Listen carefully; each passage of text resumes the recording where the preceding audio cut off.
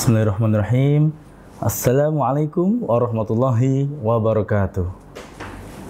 Alhamdulillah wassalatu wassalamu ala rasulillah. La hawla wa la quwata illa billah. Asyhadu an la ilaha illallah wahdahu la syarika lah. Asyhadu anna Muhammadan abduhu wa rasuluh la nabiyya ba'dah. Allahumma shalli ala sayyidina Muhammadin wa ala alihi wa sahbihi ajma'in. Amma ba'du. Qala Allah Ta'ala fi kitabil karim, ya ayyuhalladzina amanu kutiba alaikumus syiyam kama kutiba alal ladzina min qablikum la'allakum tattaqun. Wa qala Rasulullah sallallahu alaihi wasallam, man shoma ramadhana imanan wa ihtisaban ghufira lahu ma taqaddama min dzambi. Ikhwa fillah rahimakumullah, sahabat Madinah yang disayangi Allah, yang dimuliakan oleh Allah Subhanahu wa taala. Mari kita bersyukur kepada Allah Subhanahu wa taala karena akhirnya Allah menyampaikan kita kembali di Ramadan tahun ini. Satu bulan yang kita nantikan sekian lama, akhirnya bisa kita bertemu kembali. Apalagi kondisi sekarang sudah normal, sudah lewat semua pandemi yang kemarin kita rasakan selama 2 tahun lebih.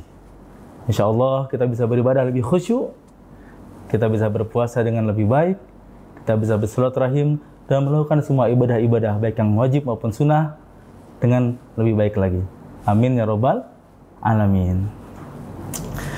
Ikhwafirahimahumullah, kita harus bersyukur karena kita terlahir sebagai seorang muslim yang Allah Subhanahu wa taala telah mengatur kehidupan kita. Dari awal kita bangun tidur sampai dengan kita tidur kembali. Dari awal kita merasakan kehidupan, dari awal kita lahir hingga kematian nanti datang menjemput. Allah mengatur bagaimana kita bangun tidur, kita harus berdoa. Kemudian setelah itu kita sholat subuh, kemudian kita mandi, dan seterusnya. Kita sholat dan lain-lain, semua itu sudah Allah atur dengan aturan-aturan yang luar biasa melalui sunnah-sunnah yang Rasulullah telah sampaikan kepada kita. Salah satu sunnah yang Rasulullah ajarkan kepada kita adalah bagaimana sunnah makan dan minum. Dan Allah juga mengajarkan kepada kita dalam Al-Quran Al-Karim bagaimana panduan untuk makan dan minum. Yang pertama adalah, tentu kita pernah mendengar ayat ini. Kullu halalan thayyiban. Makanlah yang halal dan baik. Kalau dibilang halal, tentu bukan hanya dari sisi zatnya yang halal, tapi juga bagaimana cara mendapatkannya juga halal.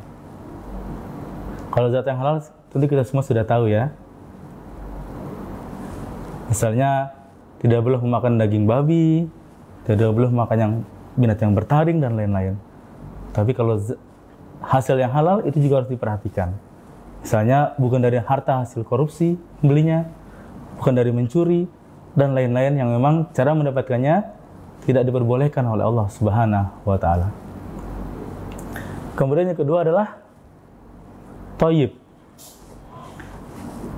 Yang halal itu belum tentu thayyib.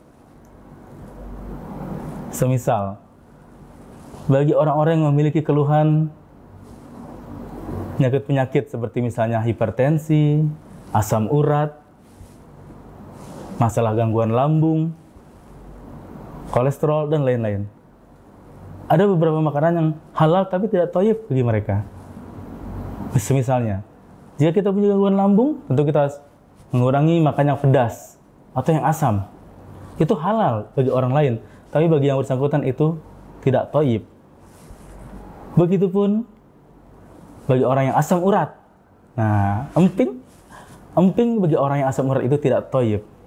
Karena sedikit saja dia makan, akan merasa kesakitan di kakinya.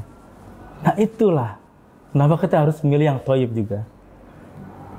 Begitupun dengan yang lainnya. Kita harus makan makanan yang thayyib atau yang baik, yang tidak memiliki potensi bermasalah bagi kesehatan kita. Baik. Allah kemudian juga mengajarkan kepada kita bagaimana kuantitas atau banyaknya makanan yang kita minum, makanan dan minuman yang kita makan dan minum. Baik, Kulu washrabu wa la tusrifu. Makanlah dan minumlah, tapi jangan berlebih-lebihan. Ada lanjutannya ayatnya. Sesungguhnya Allah tidak menyukai kita berlaku berlebih-lebihan. La yuhibbul musrifin. Ya. Jadi makan minum tuh luar biasa ya. Di Indonesia ini apalagi ketika nanti berbuka itu semua makanan tersaji di atas meja ya. Ada kolak, ada es buah, teh manis, ada susu, ada semuanya. Makanan, ada misalnya ada kurma, ada gorengan, apa semua dan lain-lain ya, lengkap semuanya. Nah itu kadang-kadang ketika kita buka puasa kita kalap ya, semua kita makan, semua kita minum, akhirnya kita berlebih-lebihan, semua masuk ke dalam perut, sampai akhirnya kita kenyang, kita kekenyangan. Nah ini efeknya apa? Jika semua itu masuk ke dalam perut, kekenyangan itu akan menyebabkan kita mudah mengantuk. Karena ketika zat gula itu naik di dalam tubuh kita, maka kita akan cenderung mengantuk. Terbayang tentunya ya, ketika kita pagi sahur dengan kondisi perut kenyang, kemudian kita beraktivitas, makanan itu kan biasanya dicerna 4 atau 5 jam setelah kita makan. Nah, kita sahur pagi, nanti jam 9, jam 10 kita udah mengantuk. Karena terlalu banyak makanan yang masuk ke perut kita. Begitu. Begitupun ketika iftar atau berbuka. Ketika berbuka, kita makan banyak, minum banyak. Nanti untuk ibadah, salat maghrib, salat tarawih, kita akan mengantuk. Kita tidak akan berkonsentrasi. Nah, oleh karena itu, ketika kita iftar, apalagi iftar jama'i, nah kalau iftar jama'i luar biasa nih. Iftar jama'i di sekolah ada iftar jama'i. Nanti sama teman-teman di organisasi ada iftar jama'i, sama alumni SMP iftar jama'i, alumni SMA iftar jama'i, alumni kampus iftar jama'i. Masya Allah, hampir setiap hari di bulan Ramadan itu ada iftar jama'i. Bahkan ada bentrok. Nah ini harus diperhatikan, hati-hati juga. Kenapa? Karena ketika iftar jama'i itu kan semua makanan dihidangkan. Nah kita harus pintar-pintar memilih supaya tidak berlebihan dalam mengkonsumsi makanan. Ingat, kulu washrabu wa la tusrifu. Innahu la yuhibbul musrifin. Sungguhnya Allah tidak menyukai orang yang berlebihan. Kemudian yang berikutnya, kita tentu pernah melihat di misalnya nih di acara-acara pernikahan, kondangan atau yang lain ya. Orang ngambil makanan banyak, akhirnya karena terlalu banyak mereka nggak habis, mereka taruh. Akhirnya makanan itu tidak terkonsumsi, dibuang. Auzubillahi min dzalik.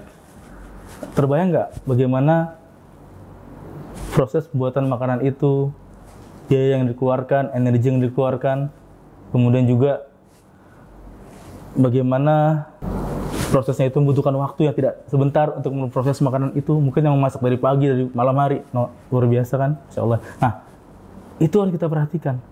Tanpa sadar, semua itu jadi tafsir atau mubazir. Nah, ini adalah rambu yang berikutnya nih, ya. Kita tidak boleh mubazir dalam mengkonsumsi makanan. Nah, oleh karena itu, kita harus benar-benar memperhatikan kita ingin mengambil makanan. Harus bisa memprediksi, ya. Harus bisa memprediksi kira-kira sebanyak apa makanan yang mampu kita makan, sebanyak apa minuman yang mampu kita minum. Jangan sampai itu menjadi mubazir. Karena orang yang mubazir itu kata Allah adalah temannya siapa? Temannya setan. Auzubillahi min dzalik. Inna mubazirna kanu ikhwana syaitin. Ya Allah, auzubillahi min dzalik ya. Orang mubazir itu temannya setan. Auzubillahi, jangan sampai kita jadi temannya setan cuma gara-gara makan enggak habis. Auzubillahi min dzalik ya. Oleh karena itu sekali lagi mari kita, ini juga salah satu bentuk introspeksi buat saya pribadi gitu ya. Kita harus memberi makanan-makanan yang kira-kira mampu kita habiskan, mampu kita makan. Karena kalau itu dibuang, itu akan jadi tafsir, mubazir, na'udzubillah min dzalik. Mari kita berlindung kepada Allah dari semua hal-hal yang tadi. Berlindung dari makanan yang tidak halal, berlindung dari makanan yang tidak thayyib buat kita, yang membuat penyakit buat kita. Kemudian berlindung dari berlebih-lebihan. Kemudian juga berlindung dari kemubaziran. Jadi kita jadikan Ramadan ini sebagai saat untuk berubah, untuk introspeksi diri, untuk memperbaiki pola makan kita, memperbaiki bagaimana cara kita mengkonsumsi makanan, memperbaiki kesehatan kita. Karena salah satu efek yang positif ya, nanti ketika selesai Ramadan adalah kesehatan. Memang Allah sampaikan kepada kita di Al-Quran itu, la'allakum tattaqun. Efek akhirnya adalah ketakwaan. Setelah Ramadan, kita akan menjadi orang yang menjalankan perintah-perintah Allah dan menjauhi semua larangannya. Itu adalah inti dari Ramadan, la'allakum tattaqun. Tapi efek yang lain yang positif apa? Kesehatan. Insya Allah, setelah Ramadan selesai, kita akan kembali sehat, kembali bugar.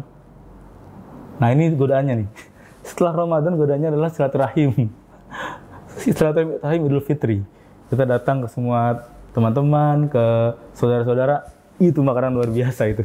Kita makan semua. Akhirnya, setelah selesai Ramadan, bukannya sehat, malah sakit. Malah naik tensinya, naik kolesterolnya. Alhamdulillah min dzalik. Asam uratnya naik gitu ya. Alhamdulillah min dzalik. Mudah-mudahan kita semua selalu berikan kesehatan, kemudahan dalam segala urusan kita. Lalu kembalikan kita fitrah setelah Ramadan nanti. Insya Allah. Baik. Ihwafillah, sahabat Madrasah Muslim yang dimuliakan Allah Subhanahu wa taala. Tertutup pertemuan kita dengan mengucap alhamdulillahirabbil alamin dan doa kafaratul majlis. Subhanaka Allahumma wa bihamdika asyhadu an la ilaha illa anta astaghfiruka wa atubu ilaik. Wassalamualaikum warahmatullahi wabarakatuh.